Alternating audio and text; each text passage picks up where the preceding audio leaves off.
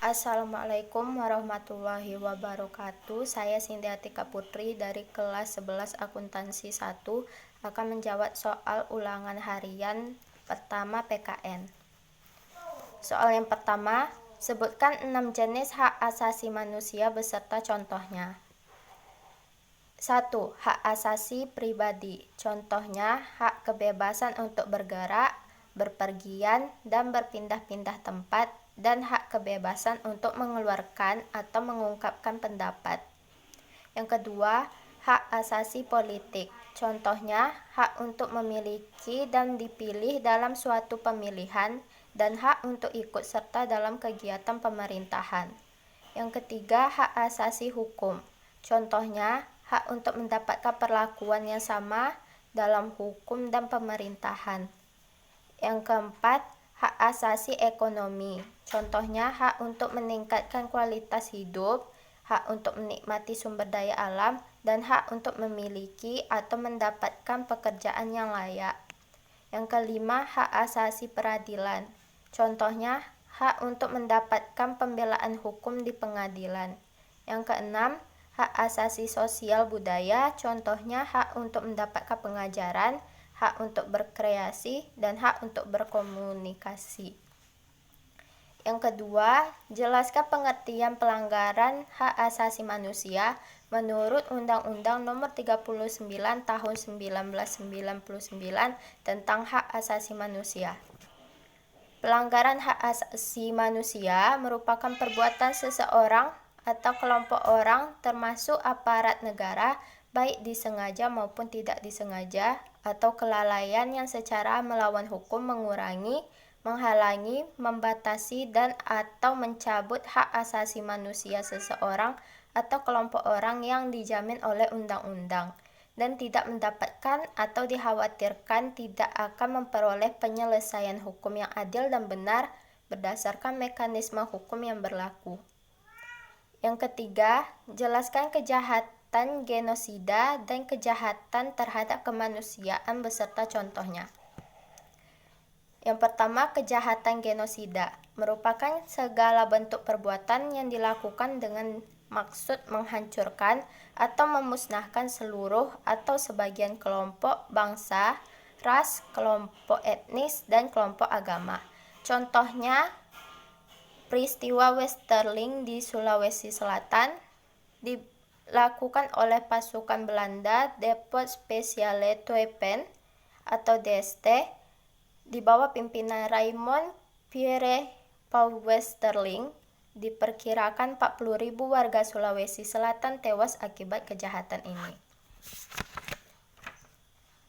Dan yang kedua, ada kejahatan terhadap kemanusiaan, merupakan salah satu perbuatan yang dilakukan sebagai bagian dari serangan yang secara langsung ditujukan kepada penduduk sipil. Contohnya pembunuhan, pemusnahan, perbudakan, dan pengusiran atau pemindahan penduduk secara paksa.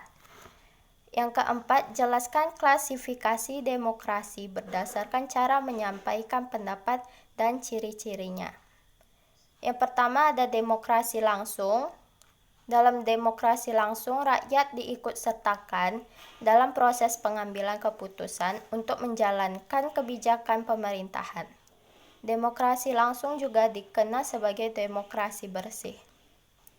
Jenis demokrasi ini dapat dipraktekkan hanya dalam kota kecil dan komunitas yang secara relatif belum berkembang, di mana secara fisik memungkinkan seluruh masyarakat untuk bermusyawarah dalam suatu tempat walaupun permasalahan pemerintahan tersebut bersifat kecil.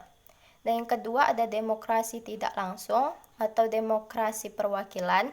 Demokrasi ini dijalankan oleh rakyat melalui wakil rakyat yang dipilihnya melalui pemilu. Rakyat memilih wakilnya untuk membuat keputusan politik. Aspirasi rakyat disalurkan melalui wakil-wakil rakyat yang duduk di lembaga perwakilan rakyat. Dan yang ketiga, ada demokrasi perwakilan dengan sistem pengawasan langsung dari rakyat. Demokrasi ini merupakan campuran antara demokrasi langsung dengan demokrasi perwakilan.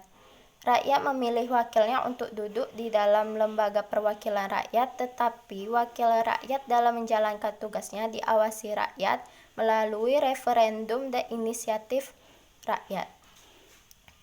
Yang kelima, sebutkan pengertian demokrasi. Demokrasi adalah bentuk pemerintahan di mana semua warga negaranya memiliki hak setara dalam pengambilan keputusan yang dapat mengubah hidup mereka. Yang keenam, tuliskan 10 pilar demokrasi konstitusional Indonesia menurut Undang-Undang Negara Republik Indonesia tahun 1945. 1. Demokrasi yang berketuhanan yang Maha Esa. 2.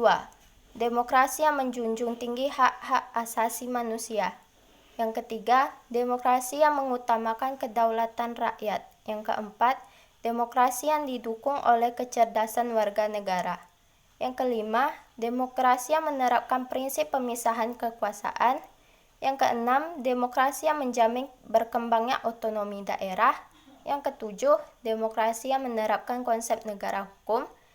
Yang delapan, demokrasi yang menjamin terselenggaranya peradilan yang bebas, merdeka, dan tidak memihak.